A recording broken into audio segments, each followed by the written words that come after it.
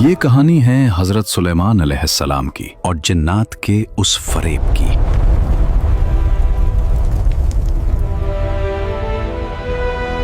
وہ فریب جس نے طاقتور جنات کو سالوں تک ایک لاش کا غلام بنا کر رکھا۔ حکم ہوا خدا کا گھر تعمیر کرنے کا۔ وہ سرکش جنات جو کسی کے قابو میں نہ آتے تھے اب غلام تھے۔ ایک خوف تھا۔ یہ داستان ہے اسے ایک لمحے کی جب موت نے بادشاہت کی حفاظت کی اور ایک چھوٹی سی دیمک نے بڑے بڑے جنات کا چھپا ہوا راز کھول دیا۔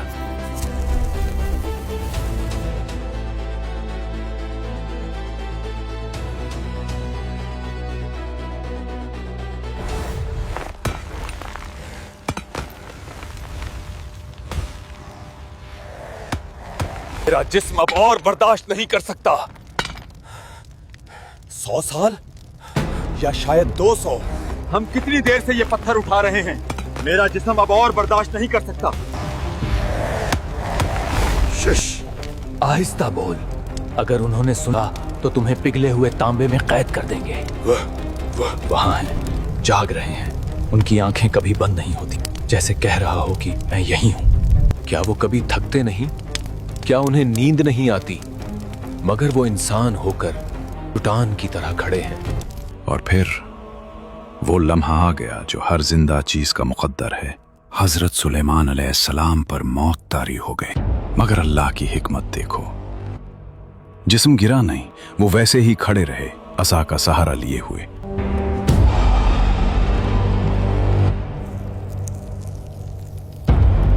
ایک طرف وہ جنات تھے جو خود کو غیب دان کہتے تھے، پہاڑ توڑ رہے تھے، اور دوسری طرف اللہ کا ایک چھوٹا سا سپاہی، ایک معمولی کیڑا اس بادشاہ کی لاٹھی کو کھا رہا تھا جس کے سہارے جنات کی غلامی ٹکی ہوئی تھی۔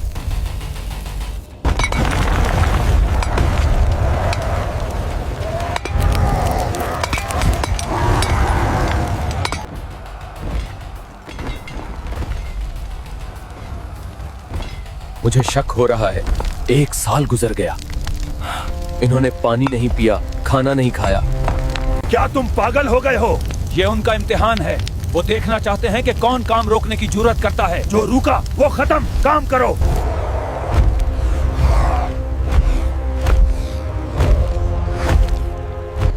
خوف انسان اور جنات کو اندھا کر دیتا ہے۔ وہ سامنے کھڑی موت کو نہ دیکھ سکے کیونکہ ان کے دلوں میں سلیمان کا خوف اللہ کے خوف سے زیادہ بیٹھ گیا تھا۔ مسجد کی دیواریں اونچی ہوتی گئیں، سلیمان علیہ السلام کا سایہ ویسا ہی کھڑا ہے، دھیمک لکڑی کو اندر سے کھوکھلا کر رہا ہے۔ جنات پاگلوں کی طرح کام کر رہے ہیں۔ مہینے گزر گئے یا شاید سال۔ جنات غیب نہیں جانتے تھے، وہ بس اس کھڑی ہوئی لاٹھی سے ڈرتے رہے۔ مشقت جاری رہی اور لکڑی کمزور ہوتی گئی۔ لاٹھی اب اندر سے بالکل کھوکھلی ہو چکی ہے۔ پھر اچانک سے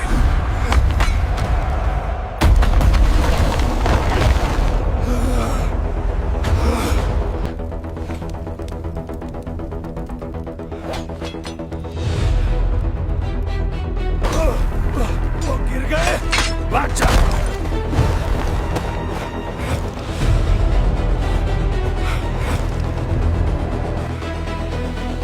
موت، انہیں تو کب کی موت آ چکی تھی، مجھے پہلے سے ہی شک تھا۔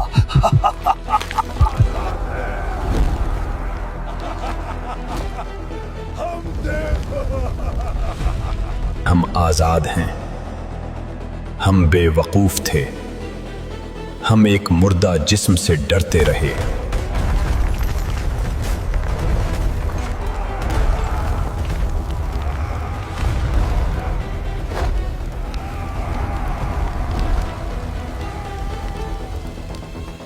جنات بھاگ گئے مگر اپنے پیچھے ایک سچ چھوڑ گئے۔ انسان سمجھتا تھا کہ جنات غیب کا علم رکھتے ہیں، اگر وہ واقعی غیب جانتے ہوتے تو برسوں تک اس ذلت اور عذاب میں مبتلا نہ رہتے۔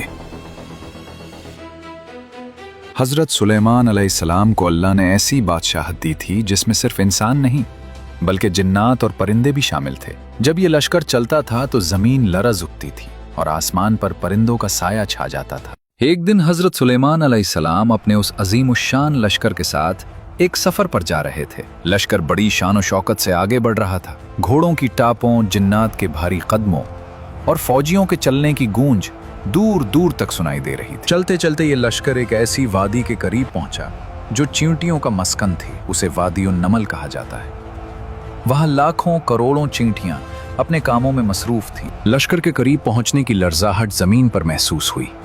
चींटियों में खलबली मच गई। उनमें से एक समझदार चींटी, जो शायद उनकी निगरान या मलका थी, उस छोटी सी चूंटी ने अपनी कौम को पुकार कर कहा, ए चूंटियों, अपने बिलों में घुस जाओ। कहीं ऐसा ना हो कि सुलेमान और उनका लश्कर तुम्हें कुचल डाले और उन्हें खबर भी ना हो। इस चूंटी ने कितनी इंसाफ की बात की कि उसने ये नहीं कहा कि सुलेमान जालिम है, बल्कि ये कहा कि वो इतने बड़े हैं कि शायद उन्हें हमारे वजूद का पता भी ना चले और हम अनजाने में कचले जाएं। यहाँ अल्लाह का वो अजीम मूजज़ा जाहिर हुआ जो हज़रत सुलेमान अलैहिस्सलाम को अता किया गया था। हज़ारों फौजियों के शोर, घोड़ों की हिननहाट और सफ़र की गिरदो गुबार के बावजूद अल्लाह ने उस नन्ही सी चींटी की बारीक आवाज़ हज़रत सुलेमान अलैहिस्सलाम के कानों तक पहुंचा दी और उन्हें उसकी ज़बान समझा दी। जब हज़रत सुलेमान अलैहिस्सलाम ने इस चींटी की बात सुनी तो उनके चेहरे पर मुस्कुराहट आ गई। वो उस छोटी सी मखलूक की समझदारी और अपनी कौम के लिए फ़िक्र देखकर महजूज हुए। इतनी बड़ी सल्तनत के मालिक होने के बावजूद हज़रत सुलेमान अलैहिस्सलाम में ज़रा बराबर भी गुरूर नहीं था। उन्होंने फ़ौरन अपना हाथ उठाया और पूरे लश्कर को रुक जाने का हुक्म दिया। हज़रत सुलेमान अलैहिस्सलाम ने हुक्म दिया कि लश्कर अपना रास्ता बदल ले या तब तक रुका रहे जब तक ये नन्ही मखलूक अपने बिलों में महफूज न हो जाए। उन्होंने इस बात को गवारा नहीं किया कि उनकी ताकत से किसी बेज़रर मखलूक को अनजाने में भी नुकसान पहुंचे। इस मौके पर हज़रत सुलेमान अलैहिस्सलाम ने आसमान की तरफ देखा और अल्लाह के हुजूर एक बहुत प्यारी दुआ की जो कुरान में महफूज है। ऐ मेरे रब, मुझे तौफीक दे कि मैं तेरी इस नेमत का शुक्र अदा करूं जो तूने मुझ पर और मेरे वालिदैन पर की है, और ये कि मैं ऐसे नेक आमाल करूं जिनसे तू राजी हो जाए, और मुझे अपनी रहमत से अपने नेक बंदों में शामिल फरमा। अगर आपको ये वीडियो पसंद आई हो तो लाइक ज़रूर करें और कमेंट करके बताएं कि वीडियो कैसी लगी। अगला वीडियो किस मौजू पर हो वो भी कमेंट में लिखें।